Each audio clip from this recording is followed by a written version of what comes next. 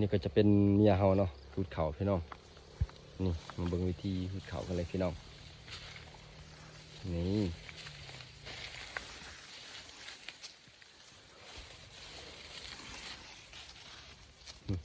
ตัวนี้เขาเอิ้นว่ากระเจาะนะพี่น้องเนาะนี่กระเจาะเห็นว่าทุกคนนี่นะ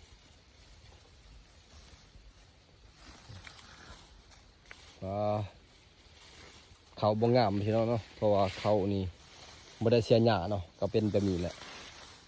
เพราะว่าส่วนต้นเก่าเนาะเฮาก็บ่ได้เสียหญ้าเพราะว่าบ่ทันเนาะนี่ทุกคนก็งามอยู่ได้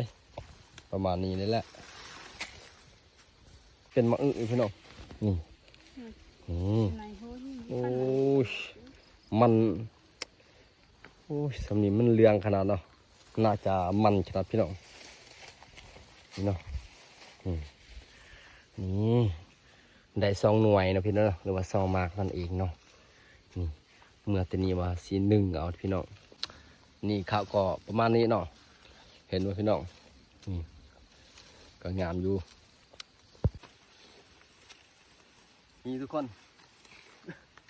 วิธีอุดเขาเนาะถ้าไฟบูเนาะเอา2 มือพี่น้องให้มันไหวเนาะ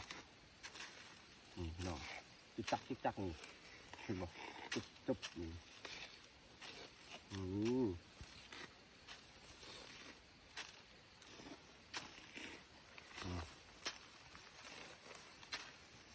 เอาหูแบบนี้ก็ได้พี่น้องชีวิตคอยกะประมาณนี้นี่แหละ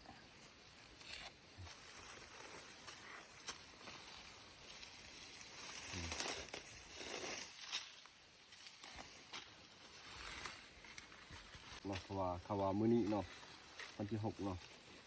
คนจะตกเนาะเพราะว่าพายุเข้ามาเต็มยับพี่น้องทีนี้เขาก็จะสร้างเอาเช่นนั้นเนาะจะสีเนาะเนาะเขาเอาแต่เข่าเนาะตอนนี้จะเขากับทิ่มไม่เนาะเช่นนั้นเนาะ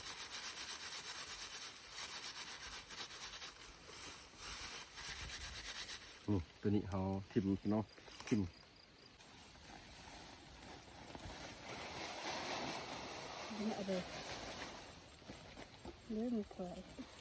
ตัวนี้เขาก็หูดเขาแล้ว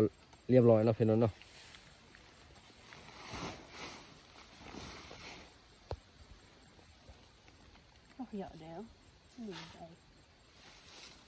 มันก็เรียบร้อยเนาะมันหมดเรียบร้อยเลยพี่น้องเนาะเอาหูดเนาะเอาตะขอบใส่ตัวนี้พี่น้อง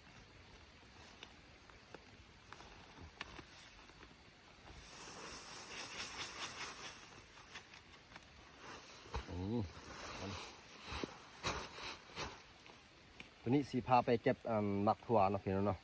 หมักถั่วหมักนะพี่น้องเนาะกับใบมะอึพี่น้องโอเค